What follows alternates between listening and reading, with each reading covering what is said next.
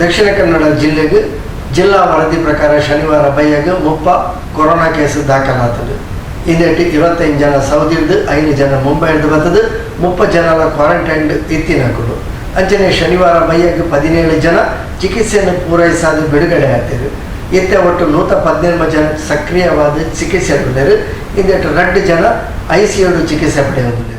ಶನಿವಾರ ಬೈಯದ ದಕ್ಷಿಣ ಕನ್ನಡ ಜಿಲ್ಲಾ ವರದಿ ಪ್ರಕಾರ ಮುಪ್ಪ ಹೊಸ ಕೊರೋನಾ ಕೇಸ್ ದಾಖಲಾತದು. 25 ಜನ ಸೌದಿ ಅರೇಬಿಯಾದ ಬತ್ತದ ಕ್ವಾರಂಟೈನ್ ಇತ್ತಿನಕಲು.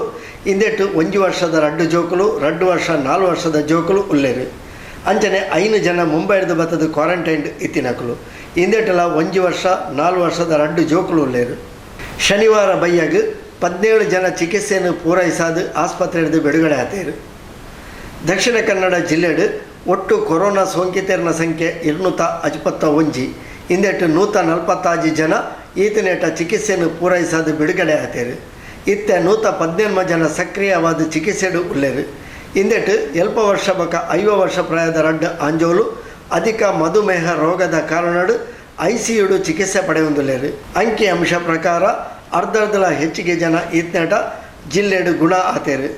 ಇತ್ತೆ ಚಿಕಿತ್ಸೆಡು ಉಪನಕುಲ್ಲ 99% ಜನ ಎಡ್ಡ ರೀತಿ ಉಲ್ಲೇರು. ಏಪಲ ಪಂಡೊಂದಿತ್ತಿ ಲೆಕ್ಕನೆ ಮರಿಯಲ ಜೋರ್ಡು ಬರೋದುಂಡು. ಆಯ್ನಾತ್ ಸೀಕ್ ಸಂಕಟ ಬರಂದಿಲೆಕ್ಕ ಜಾಗ್ರತೆ ಉಪ್ಪಲೆ. ಕೊರೋನಾದ ಬಗೆಟಂತೂ ಏತು ಸಾಧ್ಯನ ಆತ ಜಾಗ್ರತೆ ಇತ್ತೊಂದು ನಿಕ್ಲಿನ ಕೆಲಸ ಕಾರ್ಯನು ನಿರ್ವಹಿಸಾದೆ.